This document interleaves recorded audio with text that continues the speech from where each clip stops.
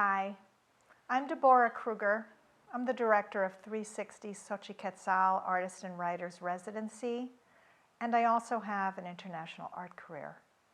I'm here to offer tips, advice, and my personal experience on topics that would be of interest to artists, writers, and other creatives. The series that we're shooting right now is about the best and the worst parts of being an artist. I will share my own personal experiences here, and I invite you to think about what's true for you. Today we'll be talking about the best parts of being an artist. At heart, I'm an introvert. So one of the best parts of being an artist is being alone in the studio with my work and watching the art develop, watching and listening to my ideas as they develop. I just love the process and the life of being an artist. If I take time to step back, I can see that all my ideas eventually link together, and I love that. There's something very, very comforting about that. That even though I have a new idea, it's part of a whole generation of other ideas, and it's just very comforting to know that even my own art has a lineage. I love seeing how my work reflects deeply who I am. It reflects my sensibilities. It reflects the things I care passionately about. It's really a reflection of who I am, and I love that.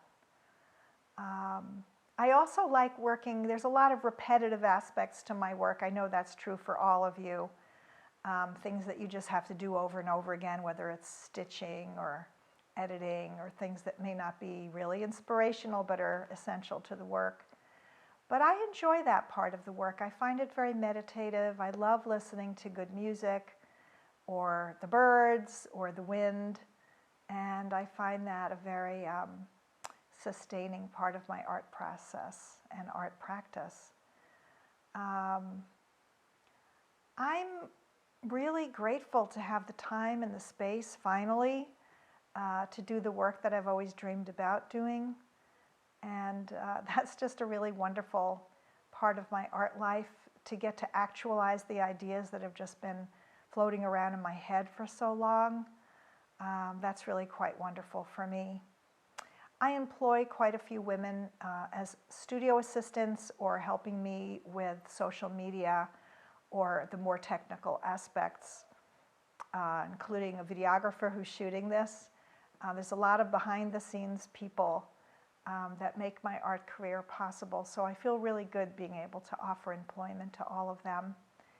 And lastly, I would say, I just feel really grateful to wake up every morning and be an artist. I feel very grateful to finally be able to do what I feel like I was put on the earth to do.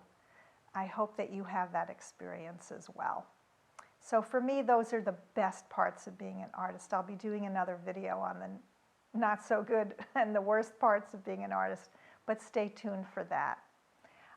Let me remind you that if you struggle with any part of your art practice, professionally or otherwise, I offer private artist consultations that are confidential, effective, and places where you can share deeply about what's getting in your way, and a time that I can give you a hand with that. There's a link below where you can find more information.